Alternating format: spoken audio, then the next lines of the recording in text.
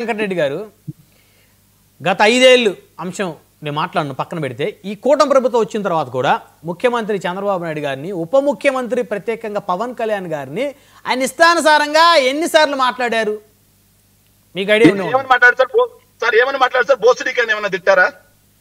చెప్పులు తీసుకొని తంతా నా కొడకల్లారా అని చెప్పారా?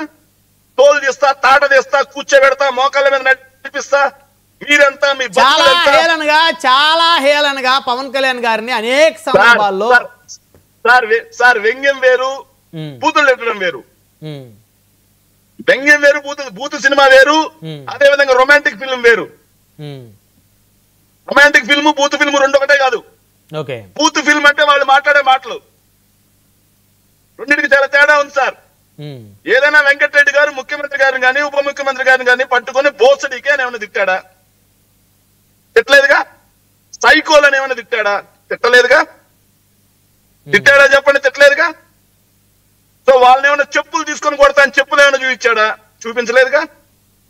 తోలు తీస్తా, తాట తీస్తా, నార తీస్తా, నా కొడకల్లారా, ఎమ్మెల్యేలు పట్టుకొని నా కొడకల్లారని ఏమైనా అన్నాడా? మంత్రులను పట్టుకొని ఏమైనా సన్నాసి నా కొడకల్లారని ఏమైనా అన్నాడా? అనలేదుగా. అన్నది ఎవరు? వాళ్ళు వెంకటరెడ్డి గారి గురించి మాట్లాడితే ఎట్టండి?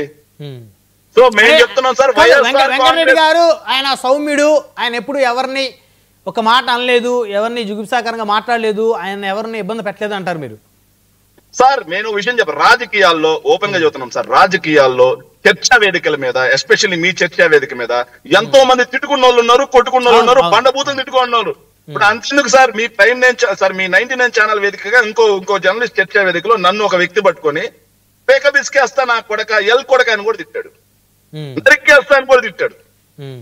మరి వాళ్ళందరి మీద కేసులు ఉండవా? వాళ్ళందరి మీద కేసులు ఉండవా? సో అధికారం మీది, విచ్చలవిడిగా జంగిల్ రాజు నడిపిస్తా ఉన్నారు, విచ్చలవిడిగా నారా రాజ్యాంగం ప్రకారం నడిపిస్తా ఉన్నారు, రెడ్ బుక్ రాజ్యాంగం ప్రకారం.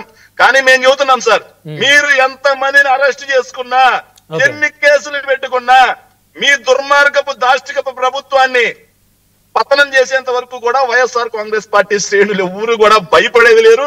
మీ ఉడత ఊపులకి, మీ అక్రమ కేసులకి, అరెస్టులకి వెంకటరెడ్డి కాదు కదా, వెంకటరెడ్డి కాంపౌండ్ లో కుక్క కూడా భయపడదని చెప్పి ఈ సందర్భంగా చెప్తా ఉన్నాం సార్. అంటే మీరు ఈ విధమైనటువంటి ధోరణి, రెచ్చగొట్టేటువంటి ధోరణితో మాట్లాడితే ఇంకా 3.5 సంవత్సరాలు ఈ ప్రభుత్వంలో అనేక ఇబ్బందులు మీరు ఎదుర్కొంటారు అనేటువంటిది స్పష్టంగా అర్థమవుతుంది. పెట్టుకోమని ఎన్ని పెట్టుకుంటారు? పెట్టుకోమని ఎన్ని పెట్టుకుంటారు? చంపరు కదా, ప్రాణాలు సైతుంటాం కదా. వెంకటరెడ్డి ఉన్నాడు, అరెస్ట్ చేశారు, బెయిలబుల్ సెక్షన్స్ మామూలుగా అయితే సాయంత్రానికి రావాలి బెయిల్, లేదు 14 రోజులు పెడతారా, 24 రోజులు పెడతారా, 34 రోజులు పెడతారా, 64 రోజులు పెడతారా?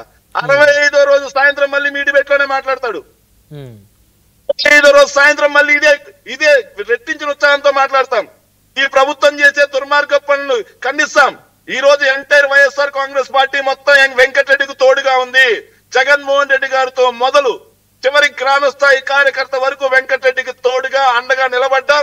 ఈ అక్రమ అరెస్ట్ కి, ఉడత ఊపులకి ఎవరు భయపడే పరిస్థితి లేదు. జగన్మోహన్ రెడ్డి గారు స్పందించారా? వెంకటరెడ్డి గారి అరెస్ట్ మీద ఆయనకి ఇన్ఫర్మేషన్ అందిందా?